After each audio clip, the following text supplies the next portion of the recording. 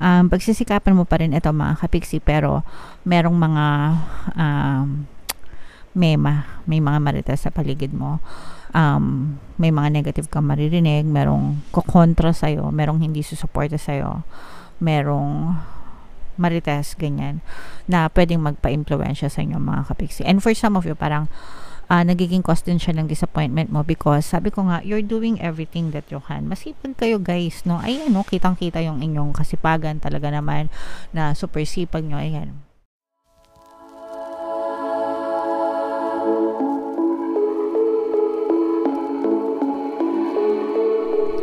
Hello guys, hello Libra, welcome back to Pinay Pixie Tarot. Ang pamagat ng episode natin for tonight is anong ganap sa buhay mo. So ito isang timeless reading guys para sa Libra, Sun, Moon, Rising, Sign, and Venus. Shuffle ko yung cards guys, hanapin ko yung energy ng Libra.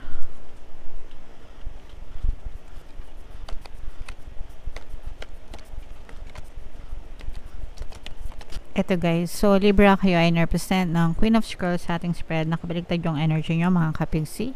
So for some of you, medyo naninega siguro kayo ng konti. Pero titingnan natin habang binabasa natin yung spread nyo. Combination to guys ng positive and negative energy. General reading lang mga kapigsi. Pwede mag-resonate, pwedeng hindi. If in case na naka-resonate kayo dito or hindi kayo maka-resonate right now guys, pwede nyo itong balikan next time, next year, next month, next week, kahit kailan. And by those times, mga kapiksi, maaari nang mag-resonate sa inyo yung message, mga kapiksi. So, itong nasa babang spread, guys, ito yung foundation ng yung story or ito yung recent past nyo. Yung sa gitna naman yung ating present and then yung sa taas naman yung possible future nitong sitwasyon nyo. For some of you, maaaring may fire element kayo sa inyong natal chart, guys. Aries, Leo, Sagittarius. For some of you, maaaring you may be dealing with a fire sign. So, sa inyong recent past, guys, parang meron kayong pinaghandaan na journey sa inyong buhay, pwedeng negosyo or sa inyong kabuhayan mga kapigsi, pero parang hindi nyo ma-reach yung inyong goal, no? So ibig sabihin may mga pinlano kayo sa inyong recent past, may mga sinubukan kayo, and nakita naman natin kung gaano nyo siya pinagsikapan na ma-implement, na maging successful, pero yung iba sa inyo parang hindi nyo natikman yung success or tagumpay na ine-expect nyo. So, kumbaga parang pwedeng short, pwedeng yung journey nyo halfway lang. Kumbaga parang let's say for example, nagnegosyo kayo, tapos ine-expect nyo na bonggang-bongga yung magiging outcome ng inyong negosyo, pero it so happen na parang ang naging return niya sa inyo is parang 50% lang ng ine-expect nyo. So hindi siya ganon ka garbo or kabongga na bumalik sa inyo kagaya ng ine-expect nyo. Pero nakita natin na talagang for some of you, pinaghandaan nyo to, and yung iba sa inyo talagang nakita natin na parang dinedicate nyo na yung inyong buong oras, panahon, mga efforts para lang magtagumpay kayo dito. And ganun talaga guys, sometimes hindi natin tawag dito, malalaman yung resulta hanggang hindi natin sinusubukan, di ba? Yun nga yung palagi ko sinasabi sa inyo, hindi nyo malalaman yung resulta hanggang hindi nyo sinusubukan. Pero importante rin kasi guys na if you're doing something, you're always affirming for the best, okay? So, sa mga ganitong pagkakataon, dapat palagi nyo sinasabi, everything is always working out in my favor. Yan, para talaga nagiging pabor sa inyo yung sitwasyon mga kapiksi. Okay? So, tingnan naman natin yung inyong energy sa inyong current situation. So dito guys, parang meron akong nararamdaman na may sinisisi kayo. This is a water sign energy, Cancer, Pisces, Scorpio. For some of you guys, maaring meron kang water element sa iyong natal chart. This may be another person or pwedeng ikaw, no, personality mo. Yung iba sa inyo guys, parang nagpadalos-dalos kayo sa pagdidesisyon, and yung iba sa inyo guys, kalat-kalat yung energy. So ibig sabihin nito, parang meron kang ginawa, tapos meron ka ulit naisip na gawin, and meron ka ulit naisip na gawin. Sometimes ganun because gusto natin, di ba, multiple streams of income. Gusto natin na marami tayong resources para talagang kumbaga marami tayong pagdudukutan, pagkukuhaan. ng pera. And super okay lang yan guys, because ganun talaga, if we want to build wealth, kailangan talagang multiple sources. Pero yung iba sa inyo kasi parang masyado kayong hands-on, tapos parang even if parang ano kayo, tawag dito, emosyon, yung padalos-dalos yun, no? So parang sometimes na nawawala ng plano, nawawala ng sapat na pag-aaral, excuse me, parang walang masyadong sapat na oras para pag-aralan yung bagay.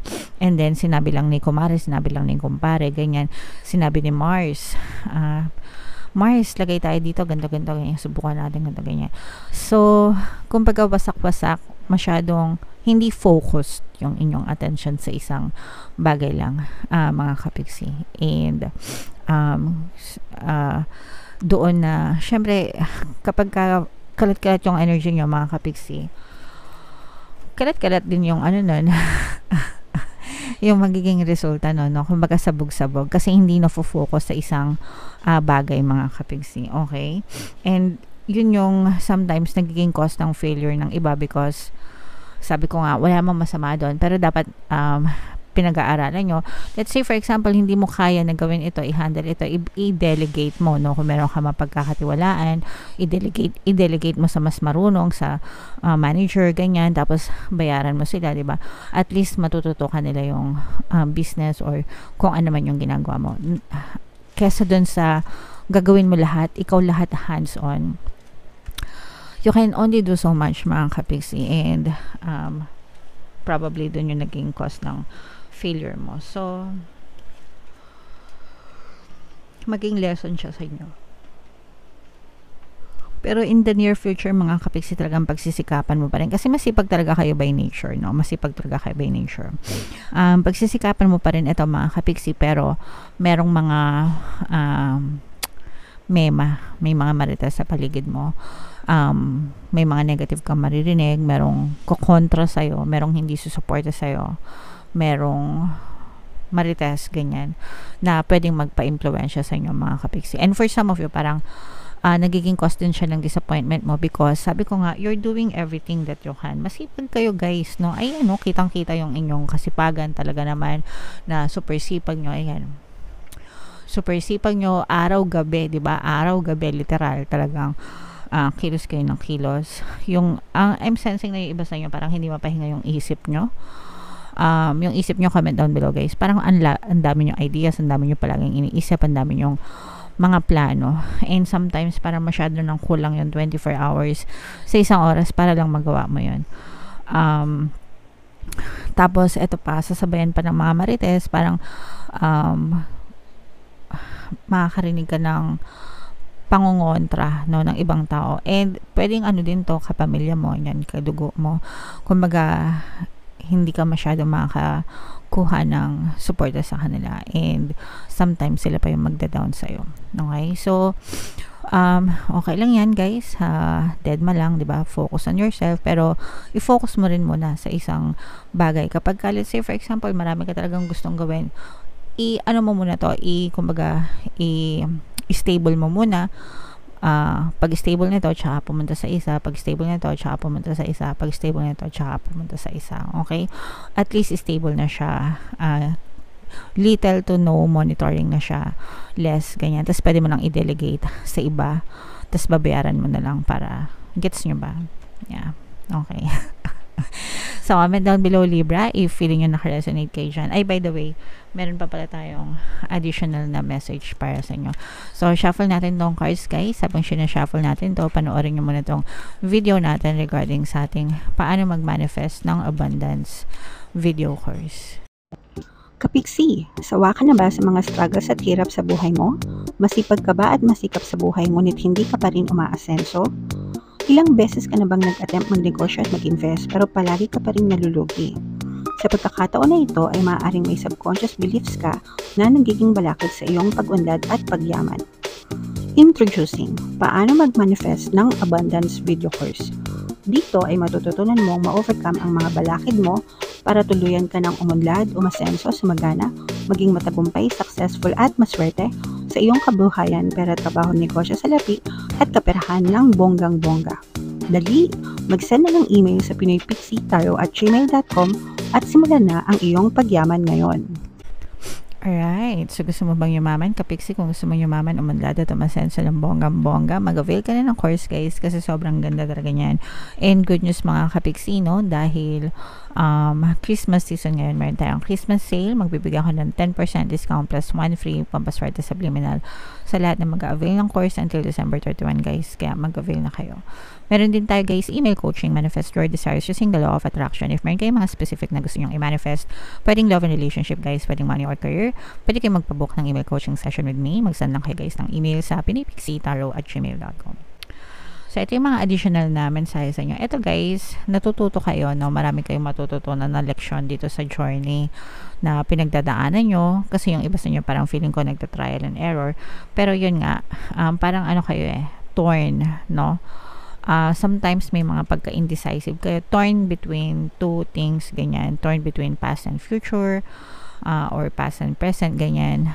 Parang, ito rin yung sinasabi ko, best representation na parang nandun kayo halfway, parang hindi kayo makausad-usad, di ba? Parang kalahati lang yung inyong na-achieve, yung kalahati hindi pa masyadong na-achieve yung mga goals nyo. Pero okay lang yan kasi ang importante, guys, nagpa-progress kayo and may natututunan kayo. So ako very fan ako nung kasabihan na progression, not perfection. Kasi ganyan ako I mean, di ba, nakikita nyo naman if matagal na kayong nanonood dito sa channel natin, kahit na gaano ka bagal or gaano ka bilis, doesn't matter to me as long as I put an effort every single day, di ba? As long as my progress, as long as you give 100% of, di ba, of your effort every single day dun sa bagay na ginagawa mo, much better than yesterday. So, yung importante, mga kapiksi, okay? So, just keep on going and persist, mga kapiksi, until such time na ma-achieve nyo yung mga goals nyo. Huwag kayong panghinaan ng loob, no? And ang importante is yung mga lessons na natutunan nyo dito sa journey na to. Walang kapalit yun, walang katumbas yun, mga kapiksi, kasi yun yung magiging gabay mo, magiging reference guide mo sa mga susunod na lakbayin mo sa buhay. Okay? So, yeah. Comment down below, Libra, if nakaresonate kayo sa inyong reading, mga kapiksi. Ito yung ating 2024 kapalaran, guys. Kung hindi nyo pa napapanood, panoorin nyo na. Super nice, super ganda. And ito naman yung ating success stories ng paano mag-manifest ng abundance video course. Click here to subscribe, mga kapiksi. Thank you for liking, sharing, and subscribing. And see you again next time. I love you all, guys. Have a nice day. Bye-bye.